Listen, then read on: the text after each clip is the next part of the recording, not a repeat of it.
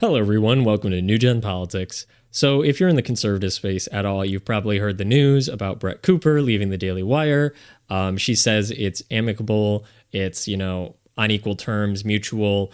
If you look at Jeremy Boring, he put out this statement, which sounds very manufactured. We're sad to see Brett go, but we're excited to see her take the next step in her journey. It's been a pleasure to see her bring the comment section to life these last 3 years. I'm certain that whatever Brett creates next will be filled with the same joy and laughter and heart that she's brought to all of her work at the Daily Wire. And we wish her nothing but the best. So that sounds like the PR team wrote that up for him. This is Brett's statement on it, however. Hey guys, some of you have heard the rumors online, and the rumors are mostly true. Today, December 10th, will be my last day hosting the comment section and working for the Daily Wire. It is not true that I am being forced out. It was my own choice to leave. And believe me, this is bittersweet. I have had the most unbelievable 3 years helping to craft the show, building this community, and telling stories and sharing the truth every day. Through the comment section, you all have made me braver, more articulate, more thoughtful, more hopeful than I could have ever imagined. And I'm grateful that we spent this time together.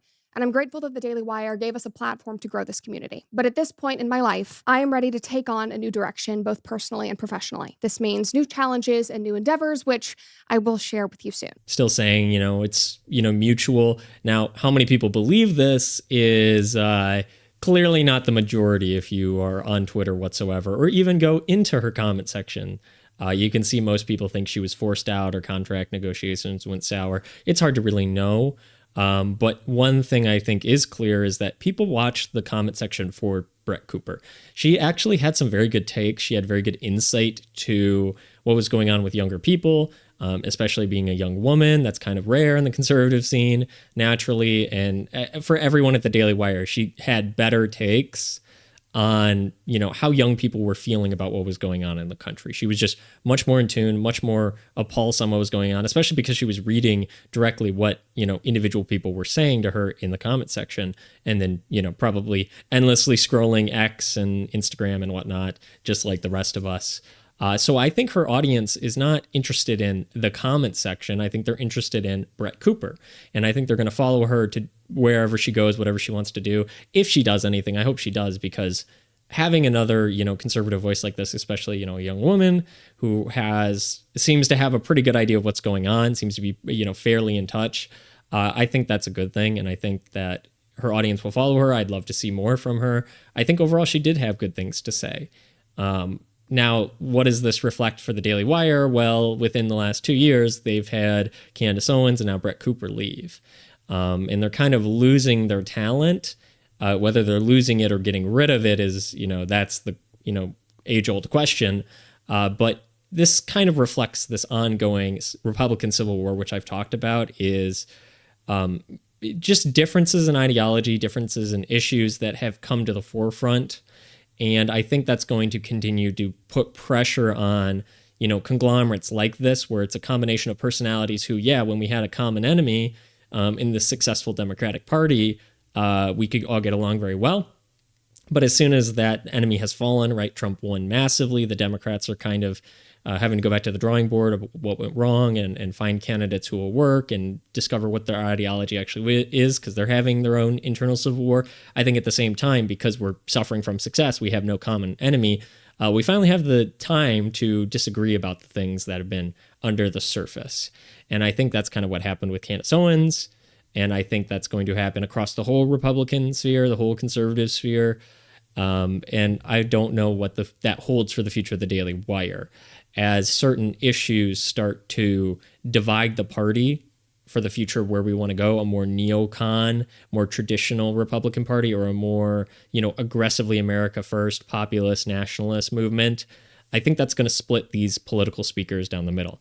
I myself more on the, populist, nationalist, kind of America first movement, an ideology disconnected from the traditional Republican Party, especially along the lines of like billionaires can do no wrong. They can make however much money they want, no matter who they hurt. The military industrial complex is our number one friend, right? Big fan of lobbying, big fan of, interventionist war. All that stuff that Republicans have believed in for the last couple decades is a no-go for me. I'm not interested in that. And that still seems to remain the hallmark of the Republican Party, because that's where the money's coming from, and the influence and the lobbying and the people who believed in that are still in power. They've been in power for 40, 50 years. So there's going to be new voices, not necessarily powerful voices, but new voices like Brett Cooper and other people who will kind of extend this new ideology. And that will obviously cause friction with the older people, the more, traditional people, right? Strong principled conservatives, as you will. And that is, I think, the future over the next 4 years, boiling under the surface as Trump tries to maintain, party unity. But I think now's the time that, he won, but he's going to retire and we need somebody else. And who is it going to be? Which way, right? Which way, young conservative person? And so having voices like her is good, but I think it causes conflict naturally in the Republican Party and in a lot of these more, systematic media organizations where you have to tailor your opinions because there's constantly oversight. There's constantly like, you can't say this as a representative. I don't know how much, she had to, be careful about what she said, opinions she, would have to keep personal. Who knows what the details of that sort of environment is, but it's clear that when you have your own podcast, like, Tucker Carlson or now Candace Owens, you can be a lot freer with what you say because you're not representing an organization. And so I think Brett Cooper is already pretty conservative, and it would be actually really cool to see what her real thoughts are on everything. 100% versus, maybe we got 80 or 90%. I'm not saying the Daily Wire was, telling her everything she couldn't say, but there's always going to be that little bit of influence. And we're never going to really know probably what happened behind the scenes with these kind of like, why is she leaving? Because she's just saying, I just want to move on and do another thing. And, and obviously the statement from Jeremy Boring of, we were very glad to have her here and we'll support her, but, just going different ways. It's like, okay, we don't really know what happened and we'll never really know what happened. But what will this mean for the future of the Daily Wire if they keep getting rid of people who may no longer represent what they want? And will they understand that? I don't think people care about the show. Like, they don't care about the comment section. They care about the individual person, right? They watch Matt Walsh or Michael Knowles for who they are and what they have to say, not so much that it's just the chair in the building.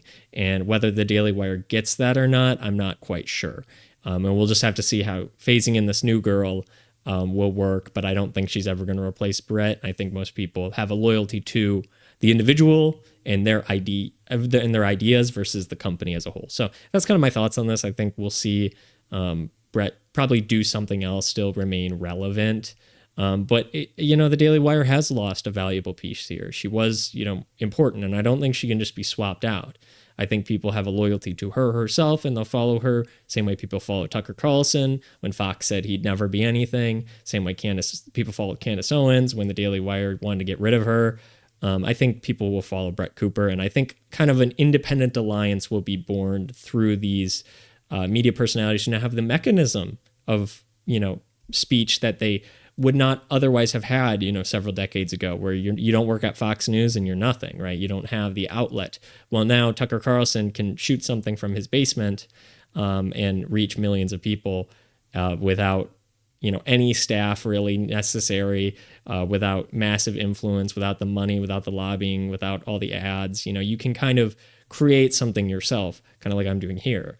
So that will grow and change. And I think that's a good thing for the Republican Party, is to kind of hear what organic voices have to say versus a slightly more conservative media outlet. Not saying the Daily Wire is bad. I think overall they do a fairly good job.